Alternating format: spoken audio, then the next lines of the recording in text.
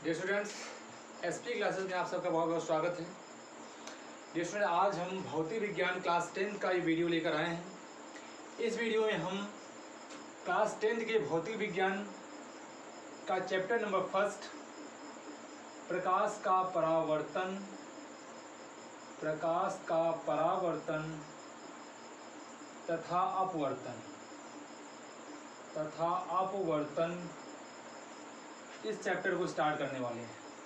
Okay, प्रकाश का परावर्तन तथा अपवर्तन, reflection and refraction of light. Okay, reflection and refraction of light को मैं स्टार्ट करने वाले हैं। डियर स्टूडेंट्स, हम लोग यहाँ प्रकाश का पहला चैप्टर स्टार्ट करने वाले हैं। तो प्रकाश के बारे में जानना आपको अति आवश्यक है कि प्रकाश क्या है। तो डियर स्टूडेंट, प्रकाश क्या होता है, प्रकाश को समझ लेते हैं। प्रकाश क्या होता है? प्रकाश एक प्रकार की ऊर्जा है। प्रकाश क्या है? प्रकाश एक प्रकार की ऊर्जा है जो हमारी आँखों को संवेदना प्रदान कर, या बोल सकते हैं प्रकाश एक प्रकार की ऊर्जा जो हमारी आँखों को संवेदना या उत्तेजना प्रदान कर हमें वस्तुओं का आभास कराती है। क्या कराती है? हमें वस्तुओं का आभास कराती है। यानी प्रकाश एक प्रकार की ऊर्जा है जो हमारी आँखों को संवेदना या उत्तेजना प्रदान कर हमें वस्तुओं का आभास कराती है। तो आखिर में ये ऊर्जा कैसे आपने माना? तो डियर स्टूडेंट, आप हमें एग्जाम्पल लेते हैं। जैसे आप लोग कई जगहों पर सोलर पैनल देखे होंगे। सोलर पैनल सौर ऊर्जा लगा हुआ देखे होंगे, है ना। तो वो उसमें एक सौर ऊर्जा के सिस्टम में एक सोलर पैनल लगा होता है जिसका जो आपका मुख होता है वो सूर्य की किरणों की तरफ किया गया होता है। तो यानी कि उसमें सूर्य की किरणें आती हैं, है ना। सूर्य की किरणें आती हैं, आने के बाद जो भी कुछ क्रियाएं होती हैं उसके अंदर क्रिया होने के बाद वो आपको इलेक्ट्रिसिटी प्रदान करता है ना। क्या करता है? इलेक्ट्रिसिटी प्रदान करता है। यानी कि आप उस इलेक्ट्रिसिटी से फैन चला सकते हो, फ्रिज, कूलर वगैरह जो भी चीज़ें हैं सब कुछ चला सकते हो। यानी कि एक बात ही आप सोचो कि अगर पंखा चल रहा है तो उसको एनर्जी कहीं ना कहीं मिल रही है ना, कुछ ना कुछ मिल रहा है उसको। आखिर में आपको ये बात भी मालूम है कि एनर्जी, ऊर्जा को ना तो हम उत्पन्न कर सकते हैं और ना ही नष्ट कर सकते हैं। सिर्फ क्या करते हैं, एक रूप से दूसरे रूप में बदल सकते हैं। तो हुआ क्या, यहाँ पर जो किरणें आई, किरणों में एक प्रकार की ऊर्जा थी जिसको कन्वर्ट किया गया इलेक्ट्रिक ऊर्जा में, है ना। इसको कन्वर्ट किसमें किया गया? इलेक्ट्रिक ऊर्जा में। तभी क्या हुआ, आपका फैन चला, आपका फ्रिज चला, कूलर चला, है ना। जी समझ में आ गया आपको कि कैसे ऊर्जा है, मतलब ऊर्जा समझ में आ गया, ऊर्जा है। अब बात करते हैं आपके प्रकाश, जो मैंने बताया कि प्रकाश आपकी आंखों को संवेदना उत्तेजना प्रदान कर वस्तुओं का आभास कराती है। तो आखिर में संवेदना उत्तेजना का आप अनुभव कैसे करते हो? याद रखिए कि आप मान लो किसी अंधेरे कमरे में आप क्या है खड़े हैं, वहां पर अंधेरा है, प्रकाश बिल्कुल भी नहीं है। अचानक कोई इंसान आता है और वहां लाइट ऑन कर देता है। तो बताइए आपके शरीर के किस अंग में सबसे पहले प्रभाव पड़ेगा लाइट का? तो डियर स्टूडेंट्स, आप खुद अनुभव कर सकते हो इसको क्या करते हो, खुद भी अनुभव कर सकते हो कि आप एक अंधेरे कमरे में खड़े हो जाओ और अचानक से लाइट ऑन करोगे तो आपकी आंखें क्या होंगी, बंद होने सी लगेंगी, है ना। इसका मतलब है सबसे पहले प्रकाश आपकी आंखों पर प्रभाव उत्पन्न करता है ना, आपकी आंखों पर प्रभाव उत्पन्न करता है। तभी हमें वस्तुएं क्या होती हैं, दिखाई देती हैं। वस्तुओं यानी आंखों में एक उत्तेजना प्रदान करता है, एक संवेदना प्रदान करता है जिससे हमें वस्तुएं दिखाई देती हैं। तो डियर स्टूडेंट, आपको ये मालूम है कि कोई भी वस्तु हमें इसलिए दिखाई देती हैं क्योंकि उससे प्रकाश की किरणें हमारी आंखों में आती हैं जिससे हमें वस्तु दिखाई देती है। तो डियर स्टूडेंट्स, प्रकाश की डिफिनेशन आपको समझ में आ गया होगा कि प्रकाश एक प्रकार की ऊर्जा है। क्या है? प्रकाश एक प्रकार की ऊर्जा है जो हमारी आंखों को संवेदना प्रदान कर हमें वस्तुओं का आभास कराती है। डियर स्टूडेंट, एक बात आपको ध्यान देना है, प्रकाश स्वयं कभी दिखाई नहीं देता, ठीक है। प्रकाश स्वयं दिखाई नहीं देता है, ये बात आपको याद रखना है, ठीक है। अब बात करते हैं डियर स्टूडेंट प्रकाश के गुण के बारे में। इसके बारे में, प्रकाश के गुण के बारे में चर्चा करते हैं। तो प्रकाश के ऐसे कौन कौन सी प्रॉपर्टी हैं जिसे हमें जानना जरूरी है। तो प्रकाश के गुण, प्रॉपर्टी ऑफ लाइट, प्रकाश के गुण, प्रॉपर्टी ऑफ लाइट की बात करें तो सबसे पहला गुण डियर स्टूडेंट्स, प्रकाश एक सीधी रेखा में चलता है। प्रकाश एक सीधी रेखा में चलता है, ये आपका पहला गुण। प्रकाश एक सीधी रेखा में चलता है। जैसे रेस्टोरेंट आपको एग्जांपल देता हूँ, मान लो आप या आपके घर का कोई इंसान जेठ की दोपहरिया में बाहर निकला, किसी वर्क से उसे जाना है, उसे पैदल जाना है, तो क्या करता है, धूप से बचने के लिए वो छतरी अपने साथ ले लेता है ना, छतरी ले लेता है धूप से बचने के लिए, तो छतरी लगाता है, इस प्रकार से छतरी लगाता है तो धूप उसके पास नहीं आ पाती है ना। कारण क्या है, मान लो सूर्य किरणें ऐसे आ रही हैं, अब सोचो सूर्य की किरणें अगर सीधी ना चलती तो प्रॉब्लम क्या होता, ये सीधी चलती इसलिए परावर्तित होकर ऐसे लौट जाती है ना। अब होता क्या है, सीधी अगर ना चलती प्रकाश की किरणें तो ऐसे घूमती, ऐसे हाथ टकराती, घूमने बाद ऐसे आती है, ऐसे आपको धूप लगता है, यहाँ पर कितना धूप लगता कि लगता। इसका मतलब ये है कि आप अगर सीधी रेखा प्रकाश न चलता तो आप जो घर में रह रहे हो, जिस घर के अंदर रह रहे हो, उस घर के अंदर भी प्रकाश घूम कर आता ऐसे आपके घर के अंदर चला जाता है कि नहीं। तो मतलब यहाँ पर क्या है, आप घरों के अंदर भी आप धूप का अनुभव करते हैं, वहाँ भी धूप आपको लगती अगर प्रकाश सीधी रेखा में ना चलता होता तो। इसका मतलब ये है कि प्रकाश एक सीधी रेखा में चलता है। इसी कारण से क्या है, आप अगर ऊपर अपने कोई छतरी या किसी प्रकार की वस्तु रखते हो तो आप तक धूप नहीं लग पाता है, धूप आपको नहीं लगती है, ठीक है ना। ये पहली प्रॉपर्टी हो गई इसकी। तो नेक्स्ट सेकेंड प्रॉपर्टी आप ये हो सकता है, प्रकाश जो है, प्रकाश विद्युत चुंबकीय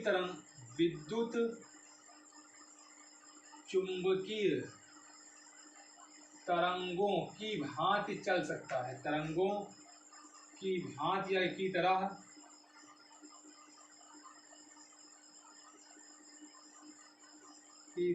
चल सकता है, ठीक है। प्रकाश क्या है, विद्युत चुंबकीय तरंगों की तरह चल सकता है। तो डेट स्टूडेंट थोड़ा राइटिंग में ध्यान दीजिएगा, राइटिंग बड़ी अच्छी है। अब क्या करें, इसमें कोई दोष नहीं है, हमारा राइटिंग अच्छी है तो क्या करें। अब देखो, प्रकाश विद्युत चुंबकीय तरंगों की तरह चल सकता है। अब देखो, आपके मन में ये आया होगा कि विद्युत चुंबकीय तरंगे आखिर में हैं क्या, जो सर ने विद्युत चुंबकीय तरंगों के बारे में बात कर दी।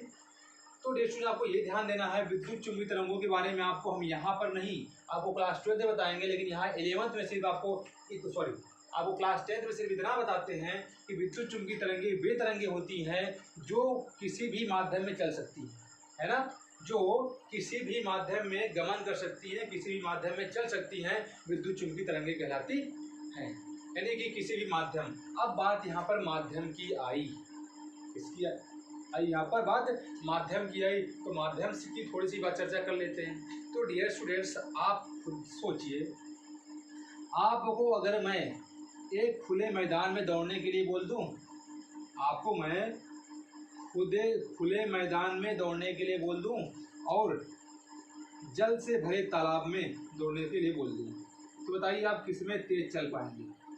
जैसी बात है, आप जो खुला मैदान है आपका, है ना, यहाँ पर तेज दौड़ लोगे, पानी में दौड़ना आपके लिए मुश्किल है। कारण क्या है, यहाँ पर माध्यम चेंज हुआ, यहाँ पर वायु का माध्यम था, जो कि वायु क्या है, बहुत विरल होती है। विरल कहने का मतलब ये है कि आप लोग यहाँ पर जो यहाँ के कण या वायु जो है बहुत दूर दूर होते हैं, और यहाँ पर जो आपके जल के कण है, जल के अणु परमाणु है, वो बहुत पास होते हैं। इसी कारण क्या, उनकी सघनता बढ़ जाती है। सघनता बढ़ने की वजह से क्या होता है, दौड़ने में दिक्कत होती है ना।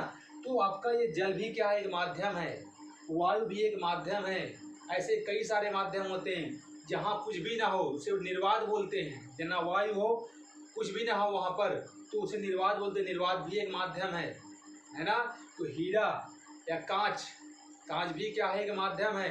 तो ये सब प्रकाश के चलने के अलग अलग माध्यम होते हैं। और बात ध्यान देना आपको कि माध्यम समझ में आ गया होगा आपको। तो हमने आपको बताया विद्युत चुंबकीय तरंगे क्या है, वे तरंगे जो किसी भी माध्यम में चल सकती हैं, विद्युत चुंबकीय तरंगे कहलाती है। तो मतलब प्रकाश जो है विद्युत चुंबकीय तरंगों की तरह चल सकता है। तीसरे प्रॉपर्टी की डेफिनेशन बात करते हैं। इसमें तीसरी प्रॉपर्टी क्या हो सकती है, प्रकाश सभी पारदर्शी माध्यमों में चल सकता है। प्रकाश यानी प्रकाश को चलने के लिए किसी माध्यम की आवश्यकता नहीं होती है, सभी माध्यमों में चल सकता है। प्रकाश को चलने के लिए किसी माध्यम की आवश्यकता, किसी माध्यम की आवश्यकता नहीं होती। यानी कि प्रकाश हर पारदर्शी माध्यम में चल सकता है, प्रकाश सभी पारदर्शी माध्यमों में चल सकता है। ओके स्टूडेंट्स, थर्ड बात करें इसकी प्रॉपर्टी, फोर्थ नंबर इसकी प्रॉपर्टी की बात करें तो प्रकाश की अलग अलग माध्यमों में चाल अलग अलग होती है। प्रकाश की अलग अलग माध्यमों में चाल क्या होती है, अलग अलग होती है। तो इसका आपका फोर्थ नंबर होगा, प्रकाश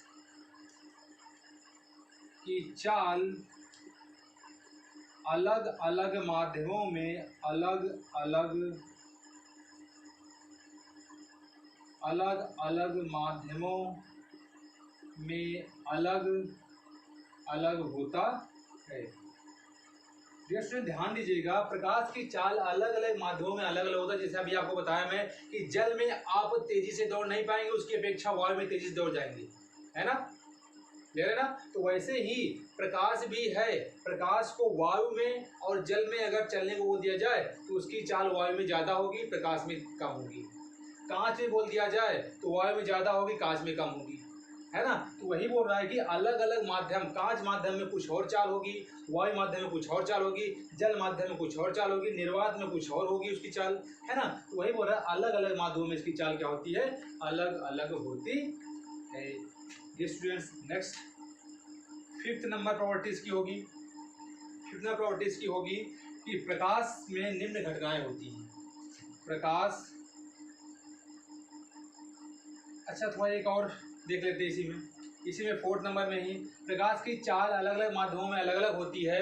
तो आखिर में इसकी चाल सबसे अधिक किस माध्यम में होती है और सबसे कम किस माध्यम में होती है, हम ये भी जान लेते हैं। तो डियर स्टूडेंट्स, निर्वात में प्रकाश की चाल, निर्वात में प्रकाश की चाल 3 × 10⁸ मीटर प्रति सेकेंड। कितना, 3 × 10⁸ मीटर प्रति सेकेंड। अगर इसको किलोमीटर में बदलें तो आपका हो जाएगा 3 लाख किलोमीटर प्रति सेकेंड। यानी कि एक सेकेंड में 3 लाख किलोमीटर की दूरी तय करता है प्रकाश हमारा।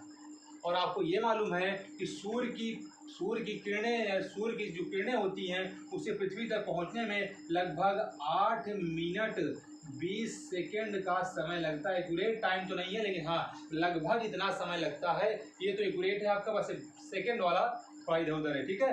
तो 8 मिनट 20 सेकेंड का टाइम आपको लगता है। आप समझ सकते हो, प्रकाश एक सेकंड में इतना किलोमीटर चलता है तो इतने टाइम में कितना दूर चलेगा, जितना दूर चलेगा इतने टाइम में उतना ही प्रकाश और पृथ्वी और सूर्य के बीच की दूरी होगी। ओके स्टूडेंट, तो प्रकाश की चाल सबसे अधिक होती है कहाँ, सबसे अधिक होती है निर्वात में, और सबसे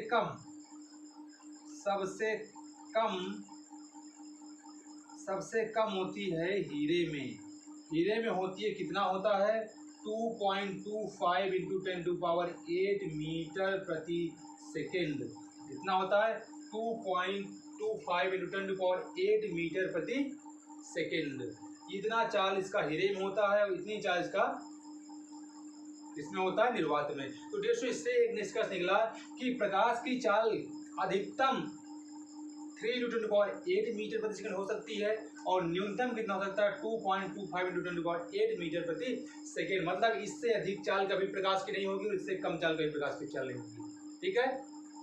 नेक्स्ट प्रॉपर्टी देखते हैं दोस्तों इसका।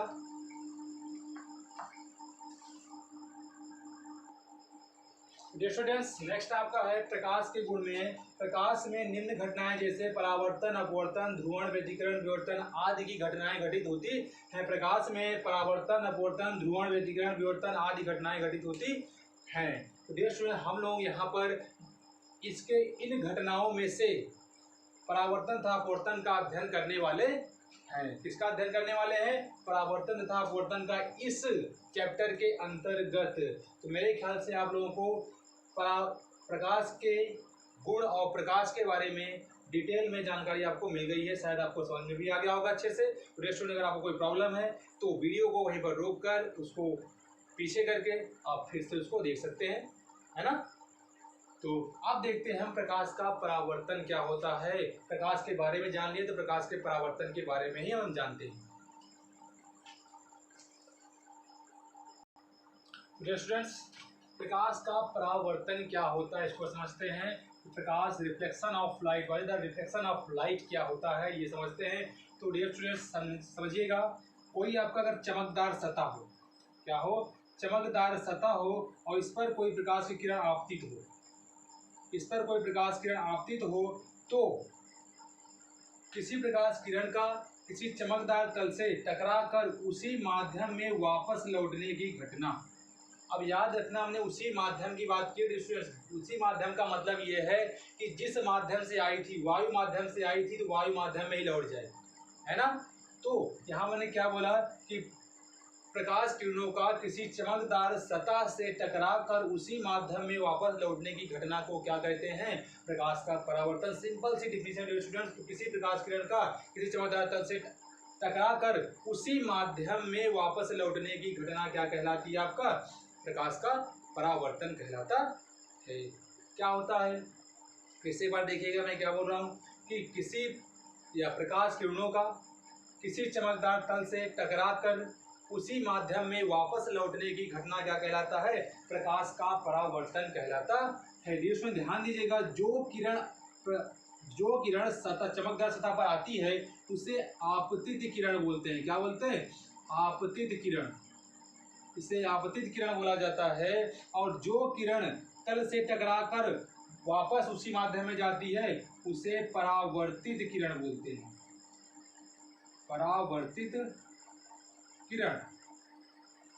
ओके, और ये आपतित किरण तल के जिस बिंदु पर आपतित होती है उसको बोलते हैं आपतन बिंदु। क्या बोलते हैं, आपतन बिंदु बोलते हैं। ये आपका चमकदार तल तो होता ही है। और डेफिनेशन एक बात आपको और ध्यान देना है कि आपतन बिंदु से होता हुआ तल के लंबवत जो रेखा खींची जाती है इसको बोला जाता है अभिलंब। क्या बोला जाता है, अभिलंब। ये क्या होता है, तल के लंबवत होता है और कहाँ से होकर जाता है, आपतन बिंदु से होकर जाता है। और आपतित किरण का इस अभिलंब के साथ में जो कोण बनता है, आपतित किरण का इस अभिलंब के साथ में जो कोण बनता है उसको स्मॉल आई से प्रदर्शित किया जाता है और उसको आपतन कोण बोला जाता है, आपतन कोण। इस अभिलंब का, अभिलंब को कैपिटल एन से डिनोट करते हैं। इस अभिलंब का परावर्तित किरण के साथ में जो कोण बनता है, अभिलंब का परावर्तित किरण के साथ में जो कोण बनता है उसको स्मॉल आर से लिखते हैं। और डियर स्टूडेंट्स, इसको परावर्तित या परावर्तित कोण बोलते हैं, परावर्तित कोण। डियर स्टूडेंट्स, आपको परावर्तन समझ में आ गया होगा मेरे ख्याल से। परावर्तन मैंने क्या बताया कि प्रकाश की किरणों का किसी चमकदार तल से टकराकर उसी माध्यम में वापस लौटने की घटना को प्रकाश का परावर्तन कहते हैं। ठीक है, ये आपका प्रकाश का परावर्तन हुआ। ओके डियर स्टूडेंट्स, अब हम जानते हैं प्रकाश के परावर्तन के नियम जो होते हैं। मेन आपका है प्रकाश के परावर्तन नियम। ये बहुत ही इंपॉर्टेंट टॉपिक है और इसको बहुत ही केयरफुली आपको वॉच करना है, केयरफुली आपको पढ़ना है इसको। प्रकाश के परावर्तन के जो नियम हैं वो उससे भी ज़्यादा इम्पोर्टेंट है। आपका जब भी एग्जाम में आता है तो प्रकाश के परावर्तन की डिफिनीशन और उसके दोनों नियमों को एक साथ भी पूछा जाता है। तो आपको पूरी की पूरी चीज़ें अगर आप ध्यान से दोगे, तो बहुत ध्यान से देखोगे तो आपको बहुत अच्छे समझ में आ जाएंगी और आपको रटने की ज़रूरत बिल्कुल भी नहीं पड़ेगी। आपको फिजिक्स फील होना चाहिए।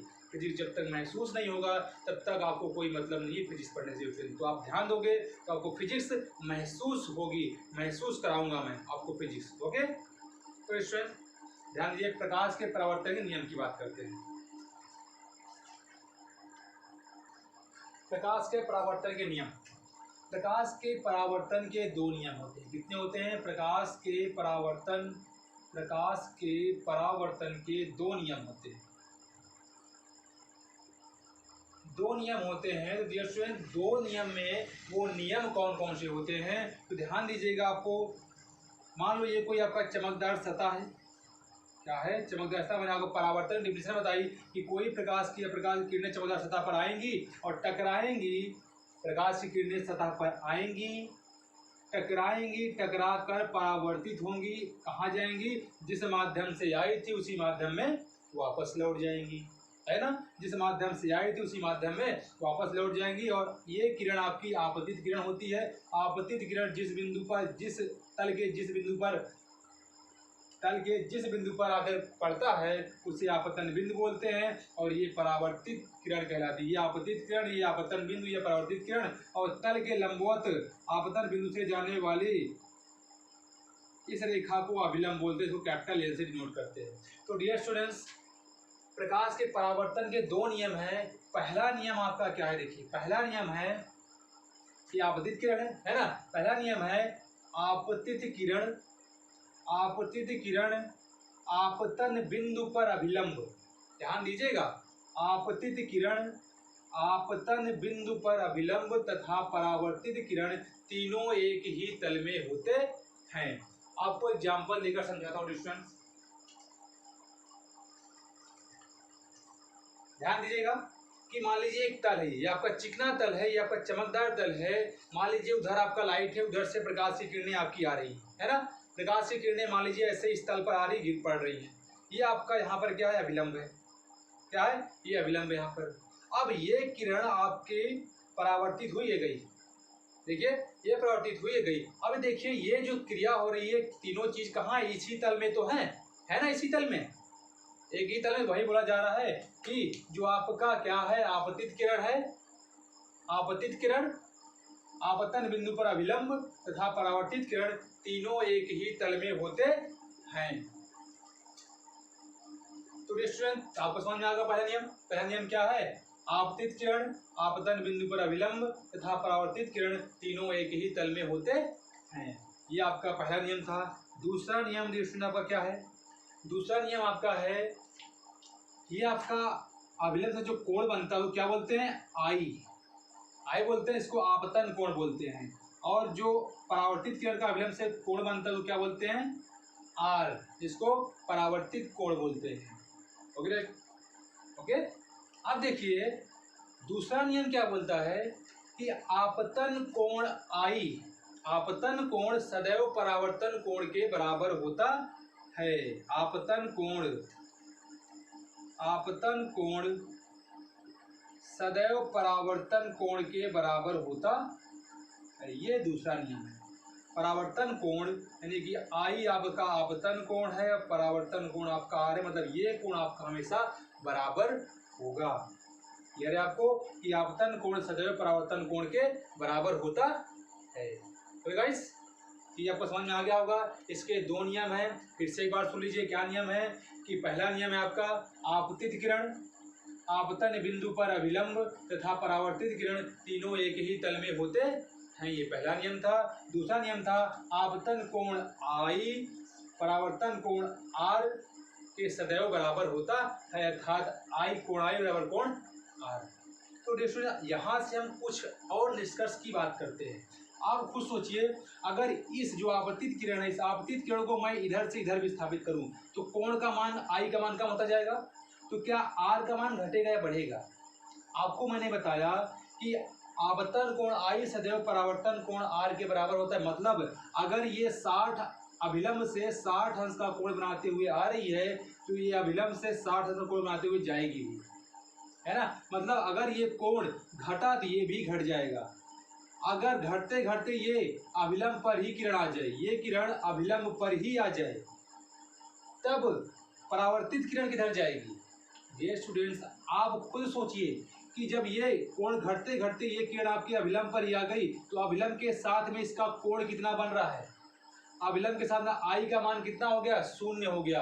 अब बताइए ये आपका अभिलंब है, उसी पर आपकी किरण भी आ गई, बताइए उसी पर किरण भी आ गई तो जो कोण बनेगा कोण कितना हो जाएगा, 0 हो जाएगा। मतलब कि आई का मान 0 तो आर का मान भी 0 होना चाहिए। इसका मतलब है जब भी कोई किरण, अब देखिए यहाँ से आने का मतलब वो किरण तल के लंबवत हो जाएगी ना। यहाँ से आने का मतलब वो किरण तल के लंबवत हो जाएगी। तो इसका मतलब ये है कि तल के लंबवत आने वाली प्रकाश की किरणें, तल के लंबवत आने वाली प्रकाश की किरणें परावर्तन के पश्चात जिस मार्ग से आई होती है उसी मार्ग पर वापस लौट जाती है।